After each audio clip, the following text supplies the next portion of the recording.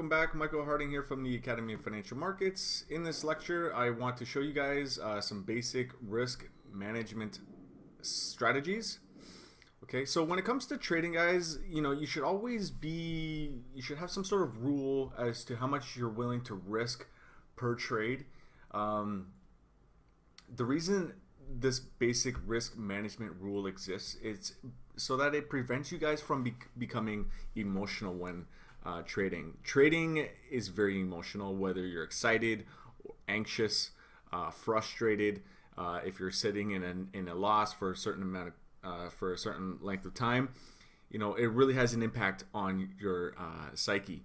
So it's very important that you maintain a rational mind frame every time you make a trade and get into trading.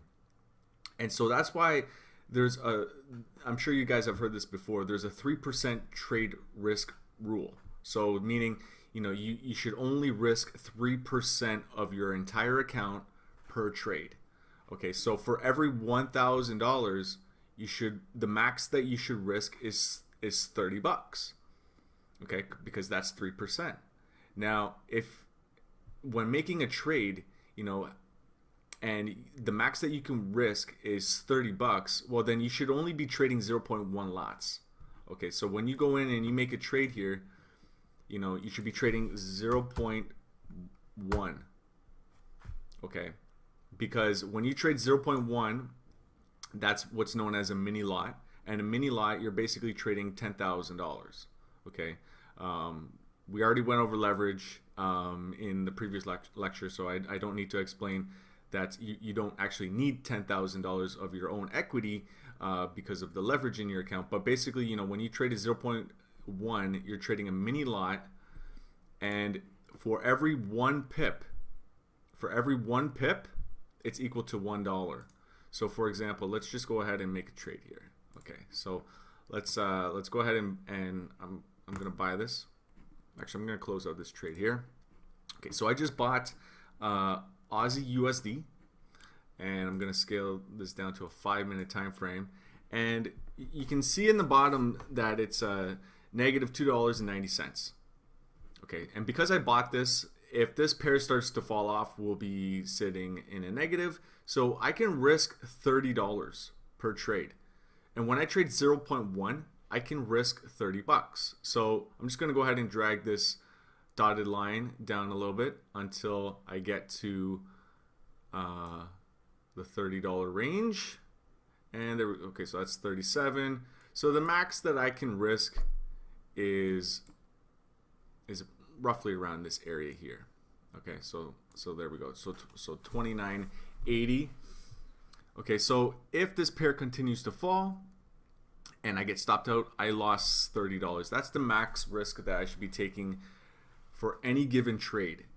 Now, you might be wondering, well, I don't want to put my stop loss there.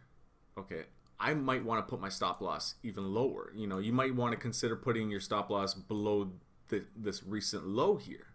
Okay, so now if I were to get stopped out, well, I'm risking $55.30.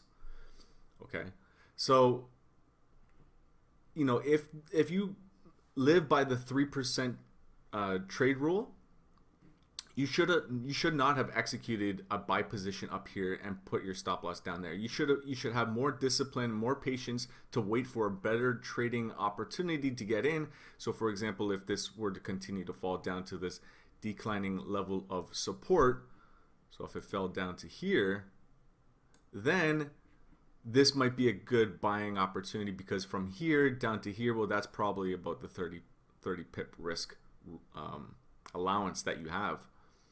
Okay, so buying it up here, that's a little too early. So you have to have that trader discipline and wait for certain price points to hit, and then get in and put in your max 30 pip risk. Okay, that's only if you guys are trading by the 3% rule. I highly recommend not going over 3%. 4% is the max that I wouldn't even go to 4% actually. 3% I think is the most, because it's all about maintaining a rational mind frame, like I said. Okay, it's also very important, like I mentioned earlier, guys, that you are putting in stop losses. Okay, Let's just take a look at Euro USD. And the reason for that is because, if you thought, for example, this was like some sort of high, I'm just saying, like if you thought, 1.0864 was a high price point for Euro USD, and you decide to get into a short position. So as this pair starts to sell off, you're making a profit, but if this pair continues to go upwards, you'll be sitting in a loss. So it's important that you guys are putting in a stop loss, because if you did not put in a stop loss and you got into a short position, well, as this pair continued to climb up, you'd be sitting in a bigger loss as the days went by. And this is when you can start to become very emotional, especially if it's a large position. So it's best to get stopped out, reanalyze, wait for a better price point to get in, and then take another shot at it. Okay, I'm not going to go into details just yet, because you guys watching these videos are very new to Forex trading.